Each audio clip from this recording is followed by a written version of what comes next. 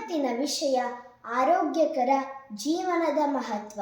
ಆರೋಗ್ಯವೆಂದರೆ ಸಂಪೂರ್ಣ ದೈಹಿಕ, ಮಾನಸಿಕ ಮತ್ತು ಸಾಮಾಜಿಕ ನಮ್ಮ ಜೀವನದ ಪ್ರಮುಖ ಅಂಶವಾಗಿದೆ.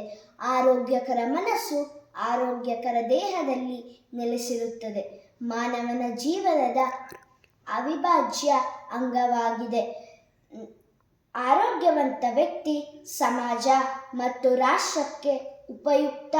ಮಾನವನ ದೇಹವು ಆರೋಗ್ಯವಾಗಿರಲು ನಿದ್ರೆ, ವ್ಯಾಯಾಮ, ಪೌಷ್ಟಿಕಾಂಶದ ಆಹಾರದ ಅವಶ್ಯಕತೆ ಇದೆ. ಸುಲಭವಾಗಿ ಜೀರ್ಣವಾಗುವ ಆಹಾರವನ್ನು ಹೆಚ್ಚು ಸೇವಿಸಬೇಕು.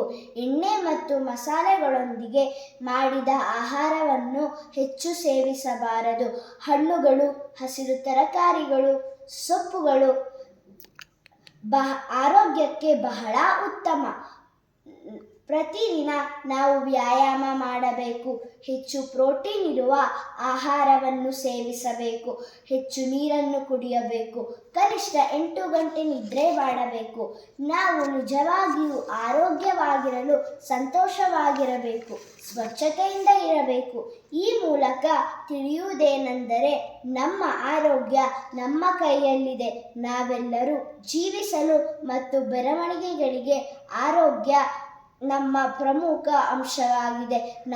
ಆದ್ದರಿಂದ ನಾವೆಲ್ಲರೂ ಆರೋಗ್ಯವನ್ನು ಕಾಪಾಡಿಕೊಳ್ಳಬೇಕು. ಹರೇ ಕೃಷ್ಣ.